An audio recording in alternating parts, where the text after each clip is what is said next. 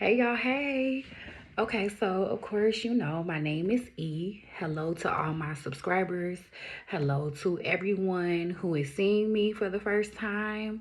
Go ahead and subscribe to my page because here at Live Well Now TV, we are in the process of healing. We are on our recovery journey, and we're just here to have open, transparent conversations that can be quite healing so that change for the better can come.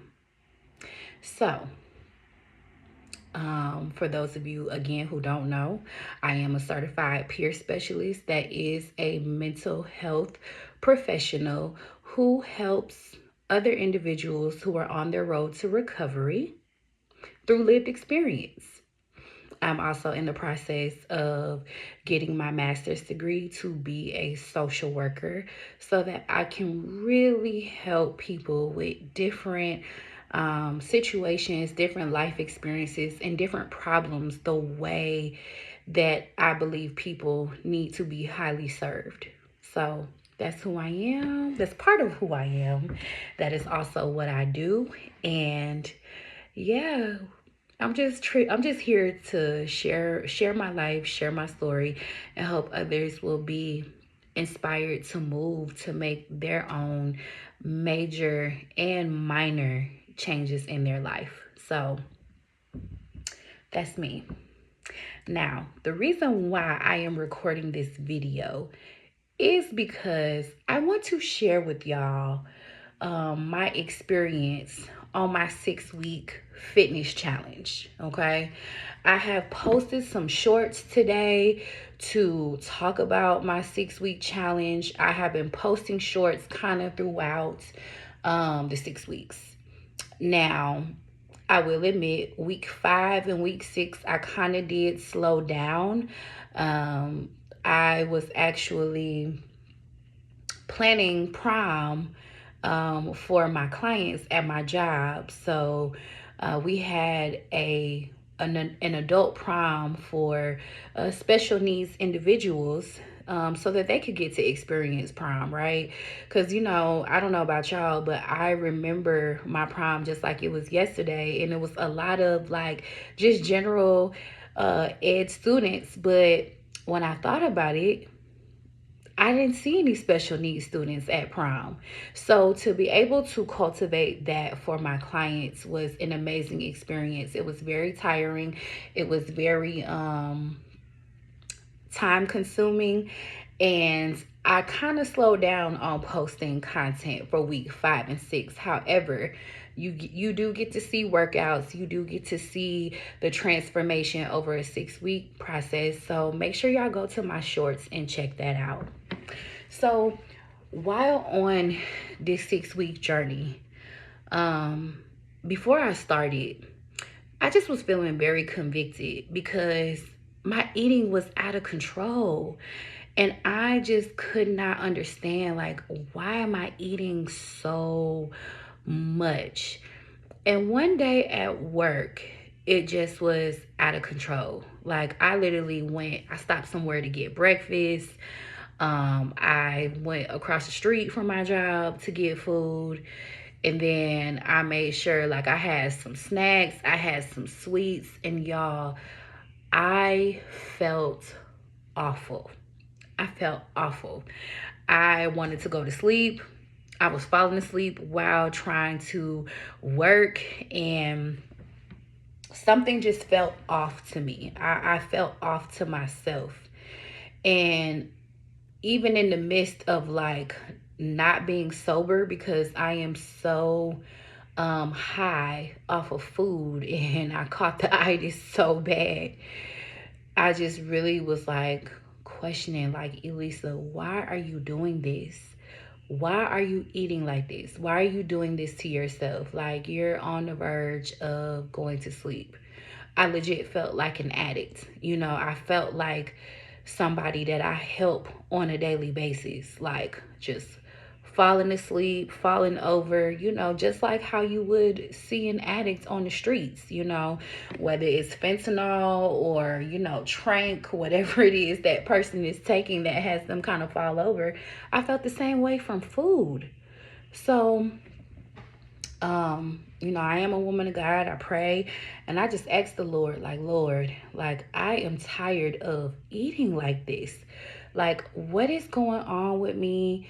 Why have I always had issues with weight? Because again, growing up as a chunky kid coming from the South, I've told my subscriber this story already, coming from the South, and you know what I'm saying, loving good food.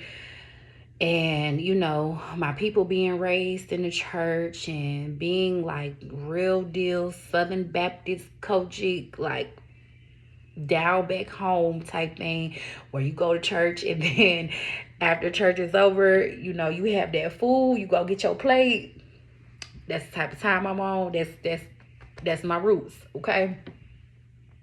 But I always knew, like, I just didn't want to grow up and be the fat girl. Like, I didn't want to be fat in my 20s and my 30s and in my 40s and 50s. So I'm on a journey to break some of these bad habits. And so when I went to God in prayer, honestly, he just said, fast for 6 weeks. Take 6 weeks and fast. So I asked God to be very specific about how he wanted me to fast. And so this is what he told me. He told me that you are to do intermittent fasting. So no food until 12 o'clock. No food until 12 o'clock.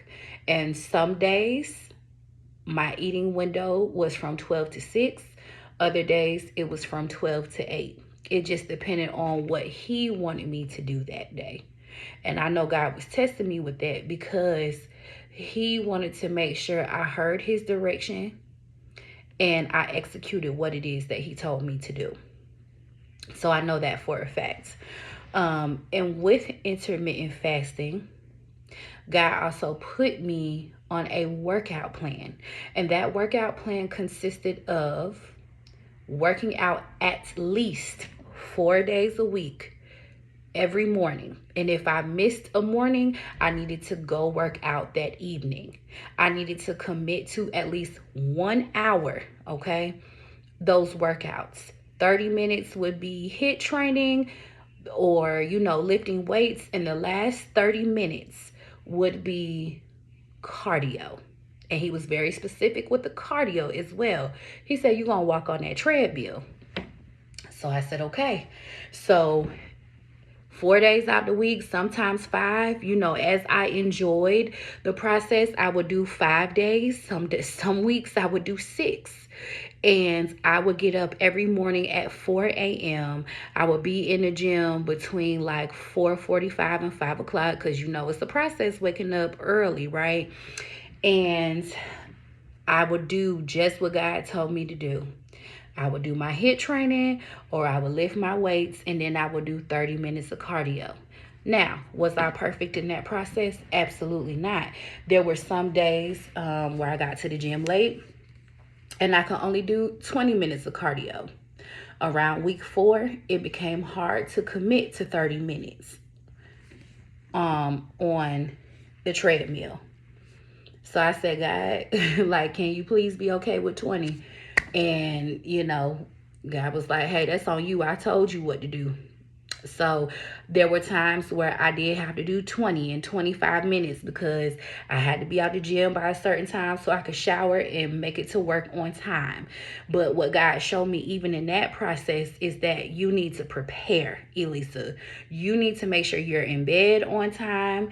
And even if you're not in bed on time, you still got to commit to this 6 weeks and you need to get it done. But it definitely taught me to get in bed on time, and it definitely taught me to wake up on time so that I do not have to rush, because number one, I don't like being rushed. Okay, I hate it because it causes anxiety. It just, confusion.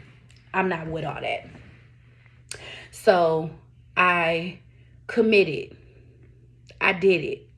I completed those 6 weeks.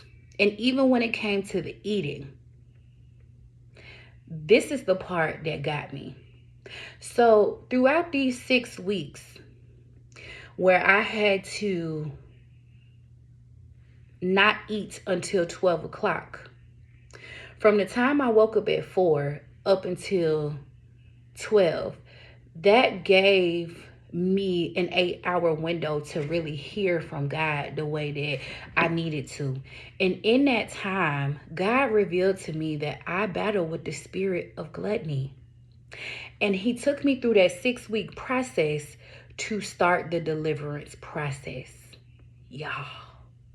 And if you don't believe me, go back and look at my results. You will see deliverance literally taking place. It is absolutely amazing.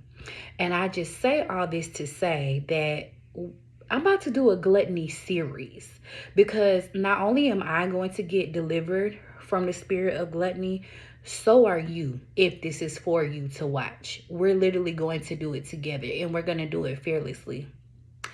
And I am so proud of the fact that, I wrestled with that thing. I fought. I did not give up. You know what I'm saying?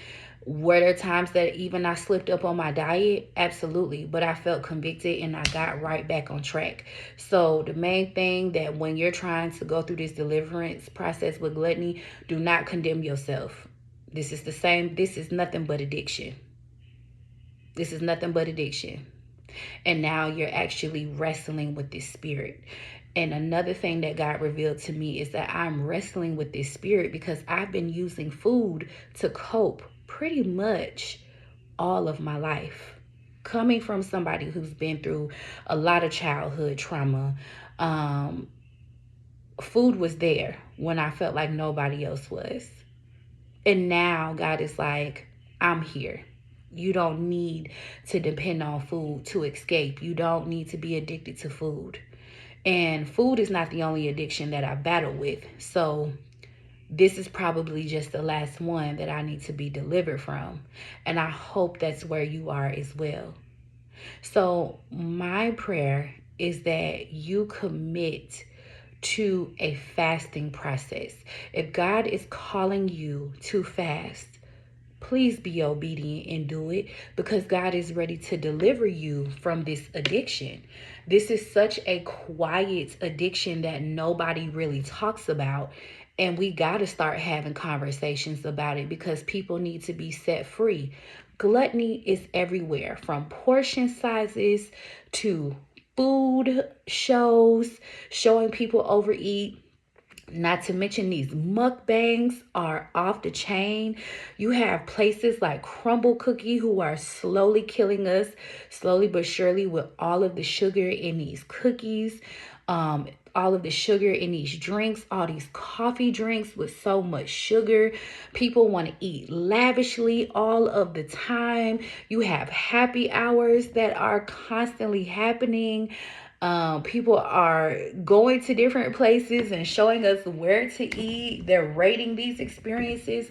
So food is constantly in our face. Now, food is something that we do need to live by. And life is still too short to not enjoy a good meal every now and again. But God calls us to do it in moderation. So there are some things that you have to put in place in order to be delivered from this spirit, okay? And that's what these next few weeks we'll be talking about. So that's just a tad bit of my experience with this 6-week challenge. I challenge you to go on a 6-week challenge of intermittent fasting and let God speak to you about the spirit of gluttony, because he will. So until next time, we're gonna actually dig deep into gluttony, okay? So get ready, because I've already prepared. This is just the introduction.